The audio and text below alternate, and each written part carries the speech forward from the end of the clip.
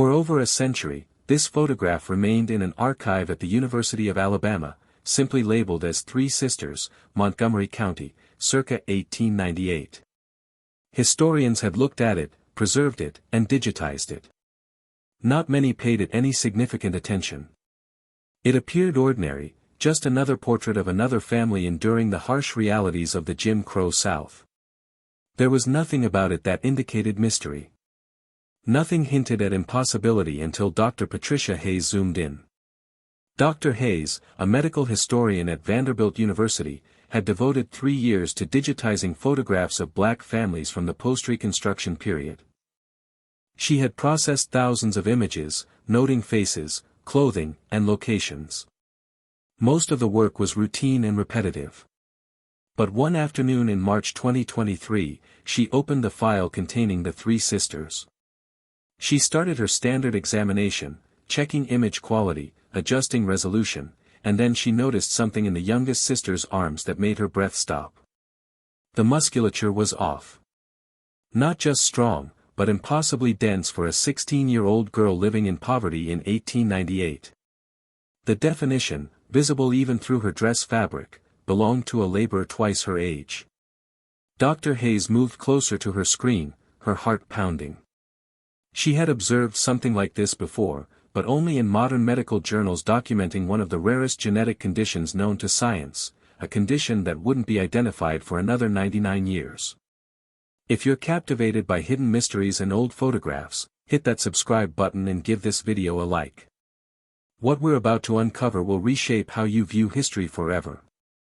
The photograph was catalogued as item 4127 in the University of Alabama's Reconstruction-era archive.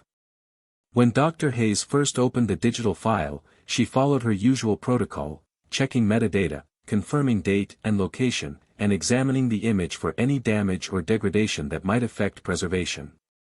Montgomery County, Alabama, 1898. 3 subjects, female, estimated ages 16 to 18. Rural setting, likely sharecroppers or domestic workers. She made her preliminary notes and zoomed in to verify image quality. That's when she spotted it. The youngest sister's forearms, partially visible below the 3/4 sleeves of her dress, showed muscle definition that shouldn't have existed. Not on a teenage girl, not in 1898. Not while living in the grinding poverty of the post-slavery South, where chronic malnutrition was the norm. The striations were evident even in the grainy photograph, the density unmistakable. Her shoulders were broader than her sister's, her neck thicker, her entire upper body indicating physical development that defied context. Dr. Hayes had spent 15 years examining historical health conditions and thousands of photographs from this era. She recognized what malnourished bodies looked like, what manual labor produced, and what poverty carved into flesh and bone. This was different. It was exceptional in a way that made her hands tremble as she adjusted the zoom. She'd encountered this kind of musculature before, but only in modern medical journals. Only in case studies of a genetic condition so rare that fewer than 100 cases had been documented worldwide. A condition science hadn't even identified until 1997, 99 years after this photograph was taken. Dr. Hayes leaned back from her computer, her mind racing through the impossibility of what she was seeing. She needed confirmation. She needed someone to tell her she wasn't imagining things. She picked up her phone and called Dr. Marcus Freeman, a geneticist at Johns Hopkins specializing in muscle development disorders. When he answered, she skipped pleasantries. "Marcus," she said, her voice tight with suppressed excitement, "I need you to take a look at something, and I need you to tell me if I'm losing my mind." 2 days later, Dr. Marcus Freeman stood in Dr. Hayes's office at Vanderbilt, staring at the photograph displayed on her large monitor. He'd flown in from Baltimore that morning, skeptical but intrigued. Patricia Hayes didn't make frivolous claims. If she believed she'd found something impossible, it deserved investigation. The image filled the screen. Three Sisters, Alabama, 1898. Patricia zoomed in on the youngest sister, isolating her upper body, arms, and shoulders. The evidence was clear, undeniable, even given the limitations of 19th-century photography. Marcus leaned closer, adjusting his glasses, his trained eye cataloging what he saw. Myostatin-related muscle hypertrophy, a genetic condition caused by mutations in the MSTN gene that regulates muscle growth. In normal human development, myostatin acts as a brake on muscle tissue, preventing excessive growth. When that gene is mutated, the brake fails. Muscle develops with extraordinary density and volume, creating a physique that appears almost sculptural, even without exercise or training. The condition is vanishingly rare. Since its identification in 1997, fewer than 100 cases have been documented worldwide. Most are discovered in infancy when parents notice their baby is unusually muscular. The children grow into adults with twice the muscle mass of typical individuals, exceptional strength, and remarkable resistance to physical fatigue. Marcus studied the youngest sister's deltoid muscles, visible even through her dress fabric. Her forearms showed striations that would require years of intense manual labor in anyone without the condition. But this wasn't just labor. This was genetic architecture written into her DNA, expressed in every muscle fiber. The shoulder width, Marcus said quietly, pointing to the screen, the neck thickness, the visible muscle density in the forearms. Patricia, this fits every clinical marker we use for diagnosis today. Patricia nodded, her expression tense. I know. But this is 1898, Marcus continued, voicing the impossibility they were both thinking.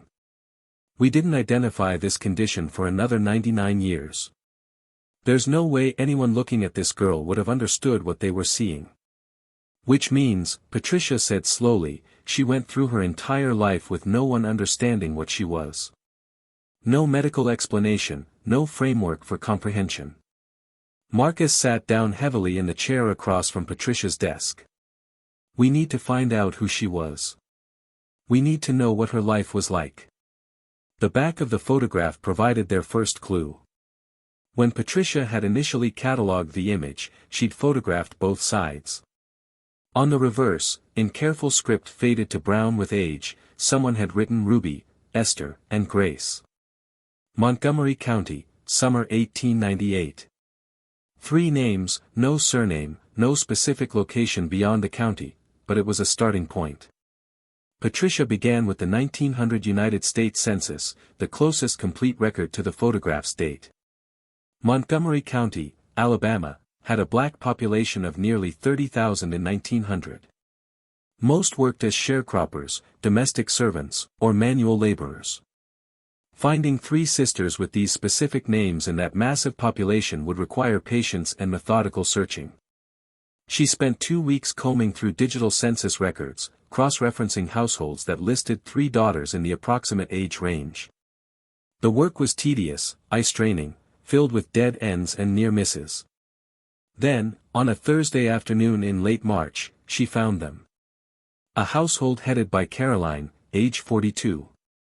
Occupation listed as laundress.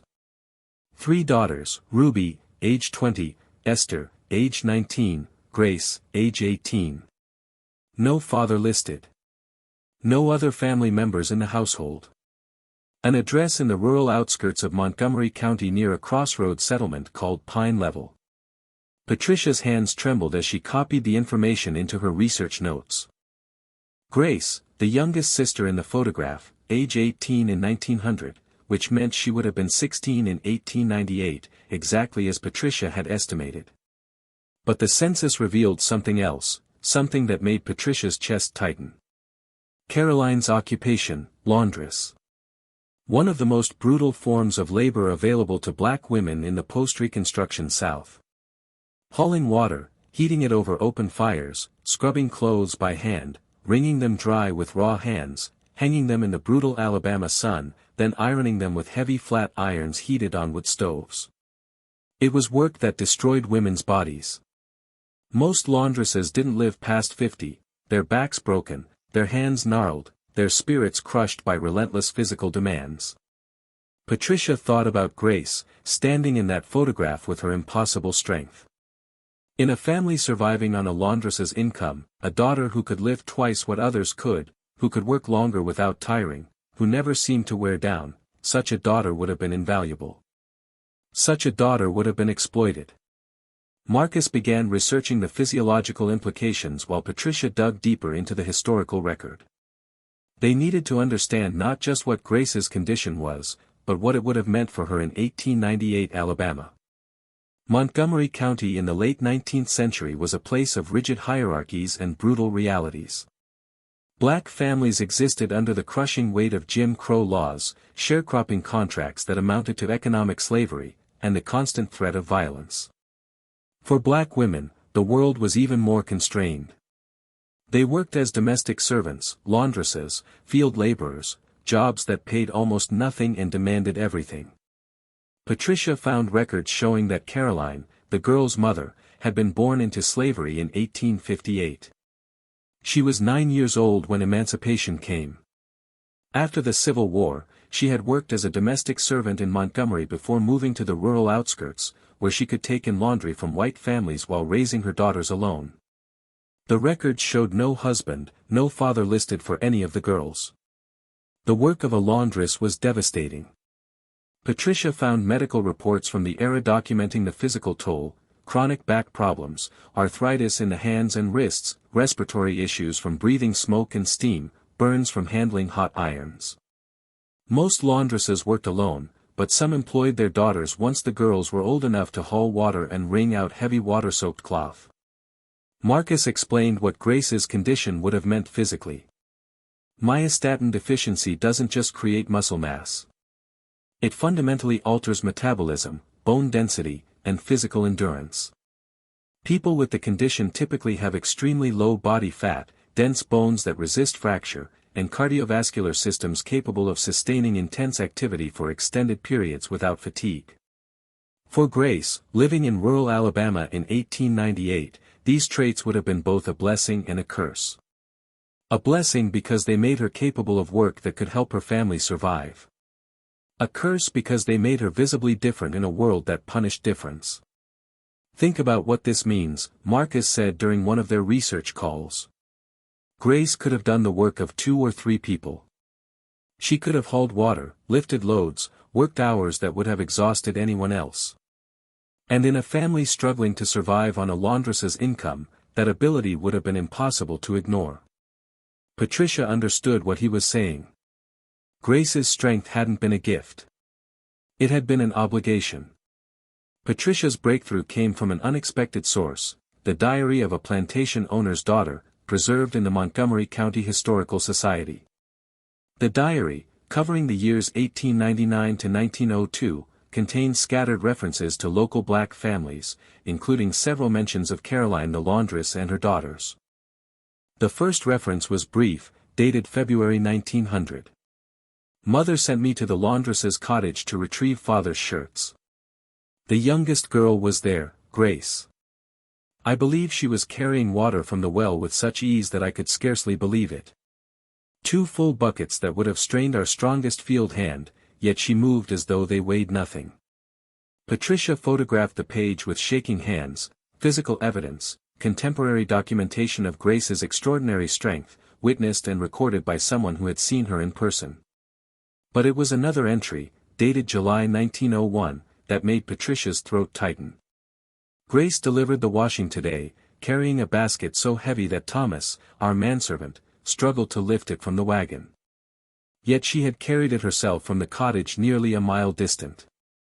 I asked how she managed such weight. She only smiled and said she had always been strong. Mother remarked later that there is something unnatural about the girl's strength. I confess I find it unsettling. The word unnatural stood out on the yellowed page. In 1901, in rural Alabama, a black girl with extraordinary physical strength would have been viewed with suspicion, perhaps fear. There was no framework for understanding what Grace was, no medical explanation that would make sense to the people around her. Patricia found more references in local records. A ledger from a Montgomery County cotton gin showed that in 1902, a worker named Grace had been employed during harvest season. Next to her name, someone had written, exceptional output, equivalent to 2 field hands, retained for extended season. Marcus reviewed the evidence with growing concern. They were using her, he said flatly. They saw what she could do, and they extracted every ounce of work they could get. Patricia nodded. The pattern was clear. Grace's strength had been noticed, remarked upon, exploited, but never understood, never accommodated, never valued as anything more than a capacity for labor that could be wrung dry. The more evidence Patricia and Marcus uncovered, the clearer the picture became. Grace's strength had made her useful, but it had also isolated her. In a world where black women were already marginalized, being physically different added another layer of alienation. Patricia found a hospital admission record from 1904 at a charity clinic in Montgomery. The handwriting was barely legible, the paper water-stained, but the content was unmistakable. Patient Grace, age 22, laundress, admitted for treatment of severe lacerations to both hands sustained while operating laundry equipment. Patient reports working extended hours to support family. Physical examination reveals extraordinary muscle development in arms, shoulders, and back. Musculature appears almost masculine in density and definition. No signs of disease. Etiology unknown. Marcus examined a photograph of the admission record. The doctor had no framework for understanding what he was seeing. He notes the musculature is unusual, but can't explain it. This was 1904. Genetics barely existed as a science. The concept of genetic mutations affecting muscle development wouldn't be articulated for another 90 years. But what struck Patricia was the injury itself. Grace's hands had been severely lacerated while operating laundry equipment, not because she was careless, but likely because she was applying force beyond what the equipment was designed to handle. Her strength had damaged the machinery, and the machinery had damaged her in return. Patricia found more evidence in county records. In 1906, Grace was listed as a worker at a lumber mill outside Montgomery. The notation in the employment ledger read, Grace, exceptional strength, capable of handling logs that require 2 men, paid standard wage. Capable of doing the work of 2 men, Marcus observed, but paid the wage of 1 woman. And in 1906 Alabama, that woman's wage would have been a fraction of what a man earned. Patricia discovered that Grace had married in 1908. The marriage certificate listed her husband as Samuel, a sharecropper. But the 1910 census showed something that made Patricia pause. The household listed Grace and Samuel, but no children. The notation under children born was 0. The notation under children living was also 0. Marcus noted the significance immediately. Myostatin deficiency can sometimes affect fertility. Not always, but in some documented cases, yes. If Grace was unable to have children, that would have been yet another way she was different. Another way she didn't fit the expected role for a woman in that time and place. After 1910, the documentary trail went cold. Patricia searched through census records, death certificates, property records, church registries, nothing. Grace seemed to have disappeared from the historical record entirely. This wasn't uncommon for black women in rural Alabama, especially those who didn't own property, didn't have children, and didn't leave behind anything considered worth preserving. But for Patricia, the absence felt personal. She'd spent 6 months following Grace's life through fragmentary evidence. The thought of losing her to historical oblivion was unbearable. She expanded her search, posting inquiries on genealogical forums and reaching out to local historical societies across Alabama. She contacted descendants of families who had lived in Montgomery County during that era, asking if anyone remembered stories about a woman named Grace who possessed extraordinary strength. For weeks, nothing. Then, in late September 2023, Patricia received an email from a woman named Lorraine Mitchell, a retired schoolteacher in Birmingham. The subject line read, "I think my grandmother knew Grace." Patricia's hands shook as she opened the message. Lorraine explained that her grandmother, Beatrice, had grown up in Pine Level in the early 1900s. Beatrice had died in 1989 at age 94, but she had often told stories about her childhood, including memories of a woman who lived near her family. My grandmother used to talk about a woman named Grace who could do things no one else could do, Lorraine wrote. She said Grace could lift a wagon wheel by herself, that she worked in the fields alongside men and never showed signs of tiring. But grandmother also said Grace was lonely. People were afraid of her strength or jealous of it, or both. Grandmother said Grace was kind but kept to herself. She died young, grandmother thought, maybe in her early 40s. Just worn out, despite all that strength.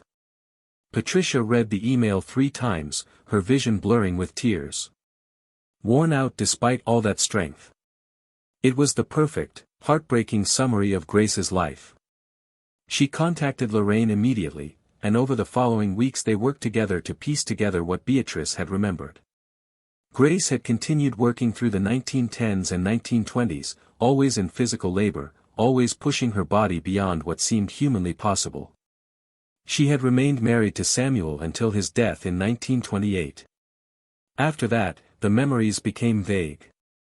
As Patricia and Marcus pieced together Grace's story, another pattern emerged, one that reframed her entire life. Grace's strength hadn't just sustained her. It had saved her entire family. Patricia traced the lives of Grace's mother and sisters through census records, city directories, and church registries. Caroline, the mother, lived to age 68, extraordinarily old for a laundress in that era. Most women in her profession died by 50, their bodies broken by relentless physical labor. But Caroline had survived, and the record suggested why. By 1905, Caroline was no longer listed as a laundress. Her occupation had changed to keeping house, which typically meant she was retired or semi-retired. Patricia found property records showing that Caroline owned a small house where she lived, unusual for a black woman in rural Alabama at that time. Someone had helped her buy that house. Someone had provided the financial stability that allowed her to stop destroying her body with laundry work. Grace's sisters had both married by 1905. Ruby married a carpenter and had 5 children. Esther married a teacher and had 4 children. Both families appeared regularly in census records through the 1920s and beyond, establishing households, raising children, creating futures. Patricia showed Marcus the pattern. "Look at the timeline," she said. Caroline stops working as a laundress in 1905. The sisters marry around the same time. Both establish stable households. And Grace is listed as a mill worker in 1906, a field laborer in 1908, a lumber worker in 1912. She never stops. Marcus understood immediately. Grace was supporting all of them. Her wages, her labor. She was the foundation that allowed her mother to retire and her sisters to marry men who weren't wealthy. Patricia found more evidence. Tax records for Montgomery County showed small but regular payments on Caroline's property through 1920. The payments came from an account listed under Grace's name. She had been paying her mother's taxes, keeping the house that gave Caroline security in her old age. She carried them, Patricia said quietly, looking at the photograph again. 3 sisters standing together in 1898.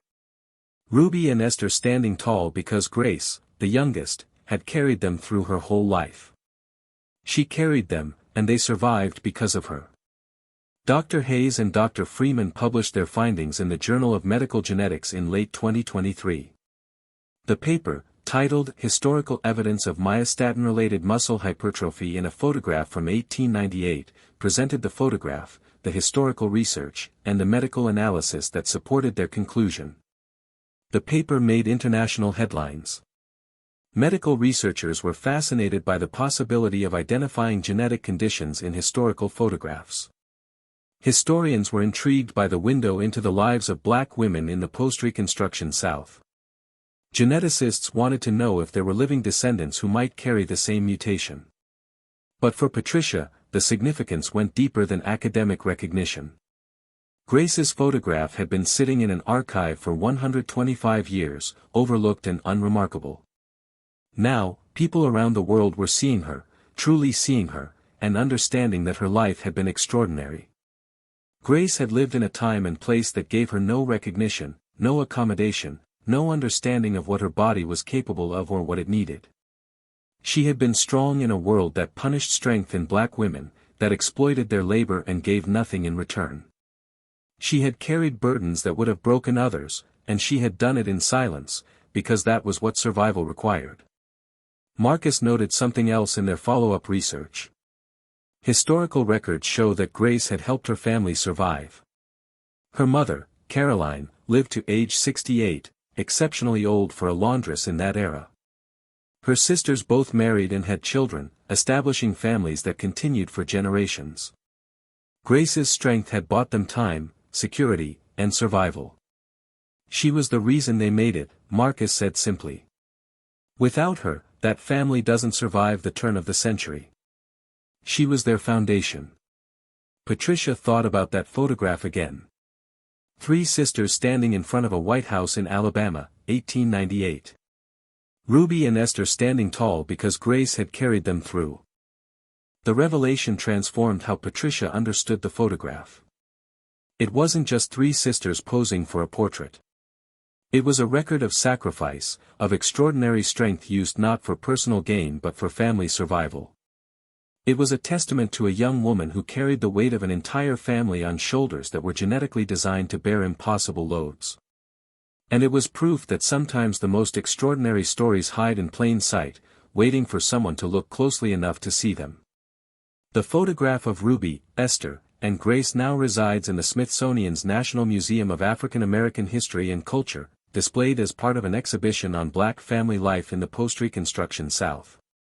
But its label tells a different story than most archival photographs. It explains myostatin deficiency, describes Grace's likely experience, and honors her as one of the earliest documented cases of a genetic condition that science wouldn't identify for another century. Lorraine, the schoolteacher whose grandmother had known Grace, visited the exhibition in early 2024. She stood in front of the photograph for nearly an hour, studying the face of the youngest sister.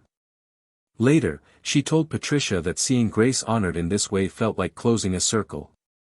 My grandmother said Grace never complained, never talked about how hard her life was, Lorraine said. She just worked and helped and kept going. I'm glad people finally understand what that meant. I'm glad she's not invisible anymore. Patricia returned to that photograph often in the months after publication. Each time she noticed something new, the way Grace's hand rested protectively near her sister's shoulder, the slight tilt of her head that suggested both strength and gentleness, the eyes that looked directly at the camera with an expression that could be read as defiance or simply presence. Grace had lived some 30-odd years in a world that had no language for what she was, no framework for understanding her body, no way to honor her strength except to exploit it. She had survived by working harder than anyone thought possible. And she had paid the price with her health, her relationships, and ultimately her life. But she had also left something behind. Not children, not property, not written words, but a photograph. One image captured in a moment of stillness in the summer of 1898 that would eventually tell the world who she was. Dr. Hayes often thinks about the odds. What were the chances that this one photograph would survive? That it would end up in an archive Patricia happened to be digitizing? That Patricia would zoom in at just the right moment and see what no one else had seen? Maybe it wasn't chance, Marcus suggested once. Maybe Grace wanted to be seen. Maybe that's why they paid for that photograph, even though it cost money they didn't have. Because on some level, they knew this moment mattered. Patricia doesn't know if she believes that. But she knows this. Grace stood in front of that camera in 1898 in rural Alabama, in the heart of Jim Crow America. And she let herself be captured exactly as she was, strong, different, unbreakable. And 125 years later, the world finally looked closely enough to see.